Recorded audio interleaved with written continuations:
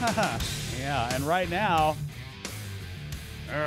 we've got the metalhead himself, Mr. Ed Morrissey from HotAir.com. How you doing, Ed? I am doing well, sir. How about yourself? Oh, fantastic. Thanks for coming on the program. Have you recovered from CPAC? You know, I actually did. We didn't get the CPAC plague this year, which was kind of a nice change. We've gotten that in the past. Yeah? Yeah, it's been. I understand that there were actually a few people who did get the CPAC plague. I fortunately was not one of them, Cam. Well, I'm feeling just great. Had a great time at CPAC. Got a chance to meet a whole lot of terrific people, and I got a chance to be on your show. You know, it was fantastic. We were talking earlier tonight with Jim Garrity, and I want to thank you both for kicking off our coverage on Thursday afternoon. Now, we were talking with Jim, and I don't want to spend a whole lot of time on this, but we were talking about the whole CPAC dress code kerfluffle that came up yesterday. So, care to express an opinion, Ed, on what you saw at CPAC? To be honest, are you outraged? I didn't really notice an issue. See, I didn't either. I used to dress casually for CPAC when it was over at the Omni, and now I'm representing Hot Air, and so now I wear shirts and ties, suits and ties. Yeah. CPAC because I'm there as an employee of Hot Air and Salem Communications, and we're expecting. We were sponsoring the Blogger Row this year, so right. I think it'd be good to project a slightly more professional thing. Well, I don't think anybody was complaining about your dress in particular, Ed. I didn't hear anybody say, Mr. Morrissey. Boy, I tell you what. No, but generally speaking, let's say, did you notice? I mean, really, did you notice anybody that you just thought was? I mean, I saw a guy dressed up as a redcoat. I saw a guy dressed up as George Washington. I'm pretty much thinking the dress code's out the window at that point. I saw people dressed in T-shirts and jeans. I saw people dressed to the nines. I didn't see, and I know what you're talking about. There's been a lot of talk about how, some of the women there dressed immodestly and some of the men there behaved immodestly. I wasn't invited to those parties, Cam. I wasn't either.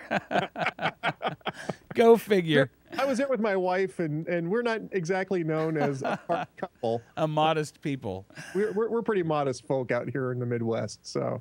That's right. Well, again, you know what? I got to say, I thought it was a fantastic time. I thought it was great that it was the biggest CPAC in history. And there are a lot of energized folks on the right. They may not be coalesced behind one candidate. There may be disagreements within the movement right now, and I think that's fine. As we were talking about on the show last Thursday, I believe that conservatism is the home of individual liberty and individual freedom, and that basic fundamental liberty that we all possess is the freedom of thought. And if we don't have that, then we're kind of lost. So I like the fact that we can actually have disagreements within a conservative movement and not have it all come crashing down like a house of cards. We don't have President Obama saying, well, you're going to be my military. I'm going to give you my marching orders, and Ed, you're gonna walk miles for me. We're going to do it this year. So I actually felt pretty good leaving CPAC. I did too. I thought it was a good CPAC. I thought it was well done, and I thought there was a lot of good positive energy coming out of CPAC this year. So it was a little bit, the last time around, 4 years ago, that was the CPAC where Mitt Romney conceded the race to John McCain, and that was not a good positive energy. Right. CPAC. I remember. Yeah. Yeah. Once that speech happened, there was a lot of, it just seemed like CPAC kind of fizzled, crying there was a lot of crying in the exhibit hall. I remember that very clearly. Yeah. I remember that too, but I didn't see anybody in tears this time around, so that's good.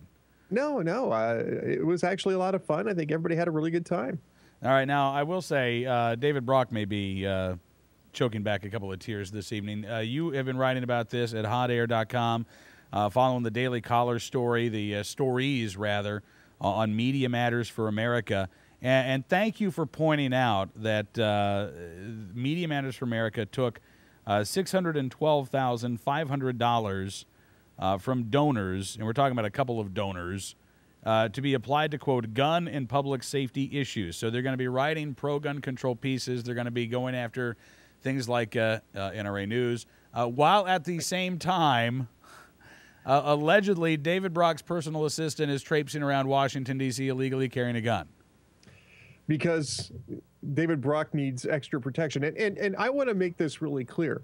I don't doubt that there might have been a couple of kooks that sent threats to Media Matters for America. You know, and I know that happens. Right. So I'm not going to sit here and say he's got imaginary, that all of his security concerns are imaginary. Well, listen, I think we should have right to carry in Washington D.C. So I would have brought mine had I had I been allowed to. I mean, I obey the law, even if the law is stupid in Washington D.C. I'm still going to say it.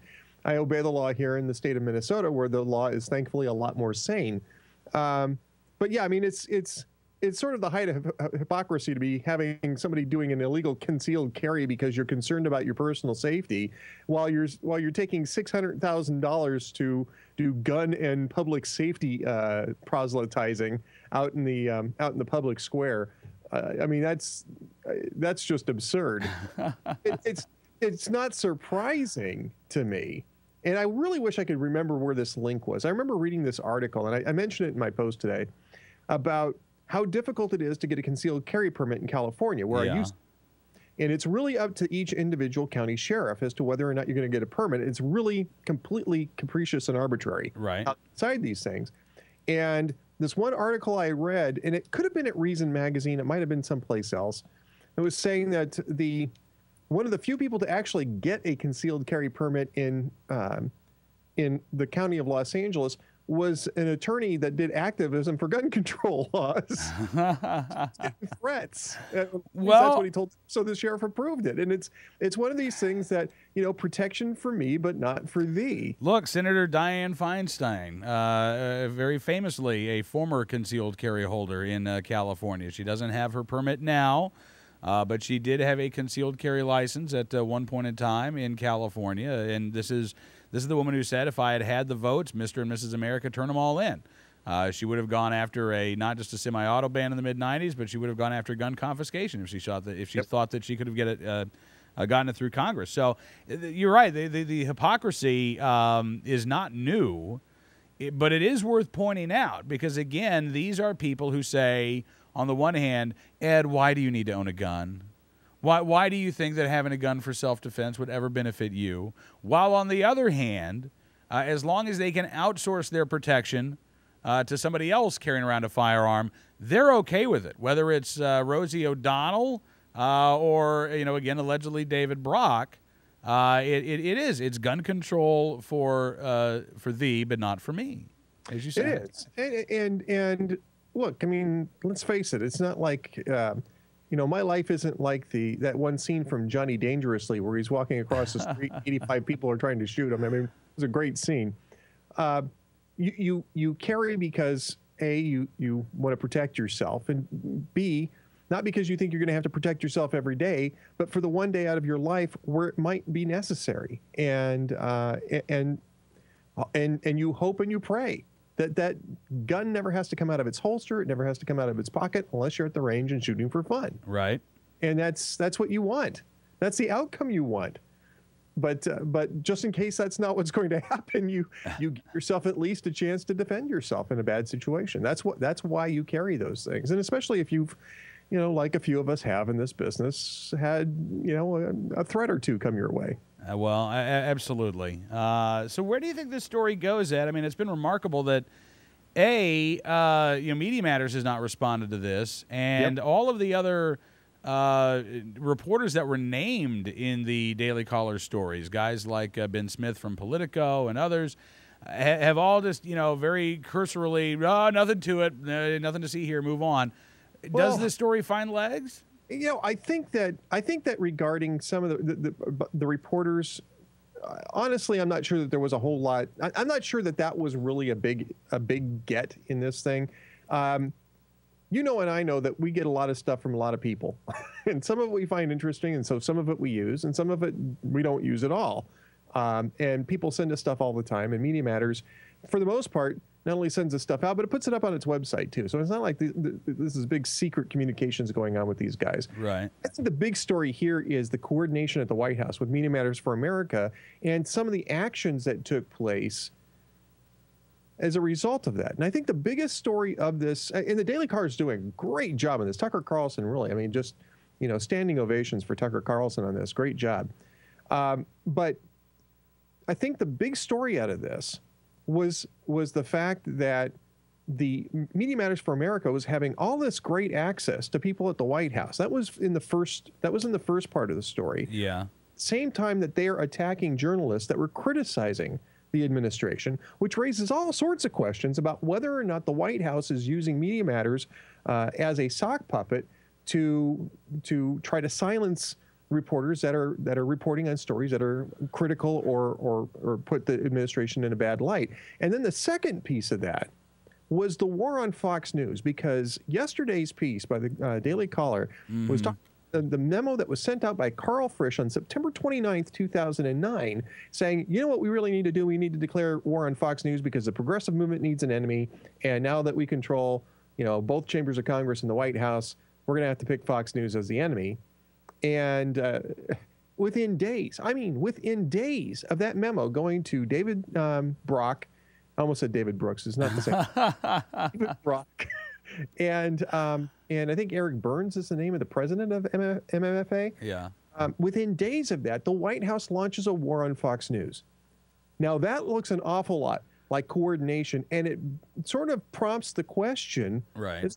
Who was leading that that strategy? Was it Media Matters for America that was leading the White House to that? Or was the White House trying to get Media Matters for America to help conduct this war on Fox News? And it was, the thing was a flop. In the end, the White House actually started to make other, journalists from other outlets very uncomfortable with this, because they were talking about excluding Fox from pools and stuff like very unprofessional behavior. And they were thinking, well, maybe we're next. And so they started objecting to it. And as soon as CBS, I think, was one of them, and ABC was another, was objecting to the way that the White House was refused to cooperate with the White House on pools that excluded Fox News. They just finally dropped the whole thing and said, well, which they should, it was an ill-conceived idea from the beginning. But I think that's actually the smoking gun to an extent in this reporting, and I'm surprised it didn't get more attention. I am too, and maybe it's because the only thing that I can think of is that, I recall when the war on Fox happened, and there was the, day after day, there were the constant digs from the White House towards Fox correspondents and what was being said on Fox, and, going after Glenn Beck. But I wonder if, for some reason, again, a lot of us have just sort of forgotten about how intense and how continuous the attacks on Fox from the White House were. Now, I don't know who's leading who's leading here. If it's Media Matters leading the White House, if it's the White House leading Media Matters, but we've seen this throughout the administration. The idea that if you are a reporter and you dare to ask a tough question, you're going to get shut out. You're not going to get called on at press briefings if you. If you ask a question about Fast and Furious, for example, you're probably not going to get called on the next time around. Or you're going to get screamed at, like Cheryl Atkinson was, by two different members of the White House's. One was the White House, the other one was the Department of Justice staff. Yeah. So there is, I think, this idea within the administration of you either play ball or we're going to prevent you from being able to do your job. It's Chicago, Chicago and the Potomac. Well, yeah, isn't that wonderful? Now, the thing is, though, we have seen very few members of the mainstream media actually stand up and say, "This is crap. This is This is not a way that we can actually do our jobs if we are constantly worried about having to kiss the rear ends of Jay Carney or other members of the White House communications team." Yeah, I think I really think that these are the questions that are being raised or should be raised. Yeah.